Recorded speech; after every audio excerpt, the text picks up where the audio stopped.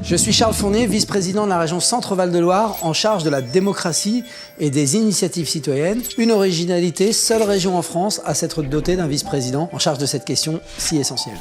L'enjeu fondamental aujourd'hui, c'est d'inventer une démocratie permanente. Une démocratie qui vit partout et tout le temps.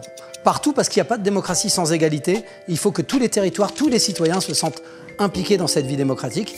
Et tout le temps parce qu'il n'y a pas que l'élection. Au-delà de l'élection, tous ces moments où on peut participer à la décision, tous ces moments où on peut agir pour le bien commun, agir pour l'intérêt général. En région Centre-Val de Loire, nous avons fait le choix d'aller poser la question de la démocratie aux citoyens. On a été dans tous les territoires de la région, dans les 23 bassins de vie. On a été sur les lieux de vie, dans des cafés, dans des entreprises, dans des modes de transport, dans la rue, dans l'espace public, pour recueillir des propositions pour améliorer la démocratie.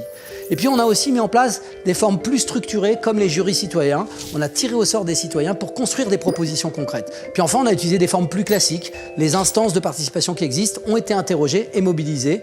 Au final, 500 propositions pour améliorer la démocratie ressortent de tout ce processus d'1 an et demi d'expérimentation en région Centre-Val de Loire. En engageant la démarche démocratie permanente en région Centre, on a passé d'une certaine manière un contrat avec les citoyens. Et ce contrat, c'était que tout ça serve à quelque chose et que la région vote une délibération pour mettre en œuvre des éléments qui vont participer au progrès démocratique. On vote un rapport avec 25 propositions pour enclencher immédiatement ce progrès démocratique. Je voudrais en citer 3 qui sont majeures pour moi. Première, la mise en place d'un réseau d'ambassadeurs de la démocratie permanente, c'est-à-dire des acteurs, des citoyens, des structures qui vont continuer à faire vivre le débat, continuer à faciliter l'implication des citoyens dans les territoires. Deuxième mesure, la mise en place d'un équivalent de la Commission nationale du débat public à l'échelle régionale.